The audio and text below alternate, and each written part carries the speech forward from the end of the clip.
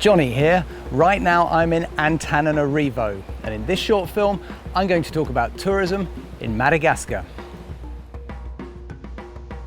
As the fourth largest and oldest island in the world, Madagascar is a unique country, home to 5% of the Earth's plant and animal life, of which over 80% are endemic.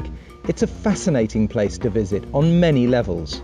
It's also a large country, more than twice the size of Great Britain, so don't expect to see it all in one go.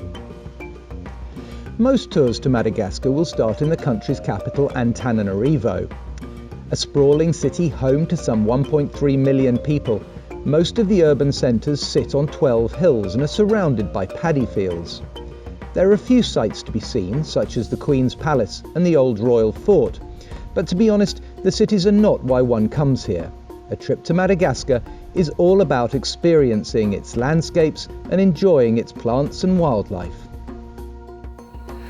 Breaking away from the African continent some 65 million years ago enabled Madagascar to develop its own unique environment.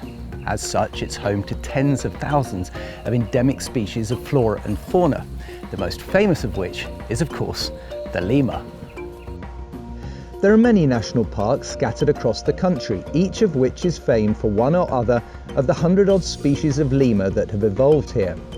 In Andasibe National Park, northeast of the capital, among others, you can see the Indri, the largest of the lemurs.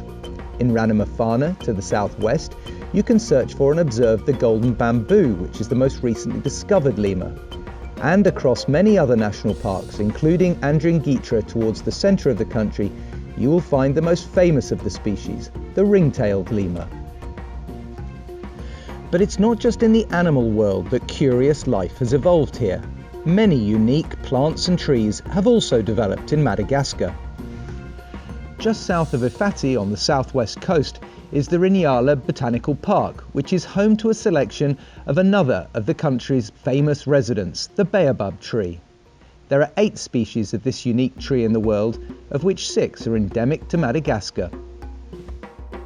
Also known as the upside-down tree, the baobab can live to be more than 3,000 years old, making it among the longest living species on the planet. Some are huge, like this 1,400-year-old tree, which is 12 meters in diameter. But if you really want to see the baobab in all its glory, you must travel north from here to Morondova and wander down the famous Avenue of the Baobabs. And then there's the country itself. Originally forming the heart of the ancient megacontinent Gondwana, the landscapes of Madagascar are as old as the Earth itself, and in their own way are as spectacular as any you're likely to see anywhere.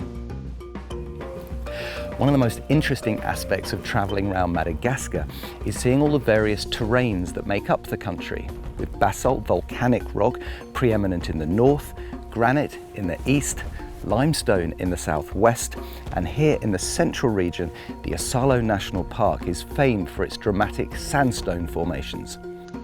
Many of these regions offer great hiking opportunities, which we at Wild Frontiers take full advantage of on many of our group tours to the country.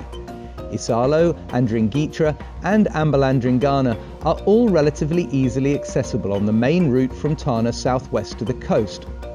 But if you want to see one of the country's most unique landscapes, you must travel to Tsingy de Dembraha National Park in the far northwest to see the famous pinnacles of limestone that has now been designated a UNESCO World Heritage Site. And then finally, of course, there are the beaches, the sea, and a more traditional holiday experience. Isolated for so long, the world's oldest island is an evolutionary melting pot with an extraordinary array of life. Dramatic and varied landscapes, interesting history and living culture, as well as its extraordinary endemic plant and wildlife, make Madagascar a truly unique place to visit.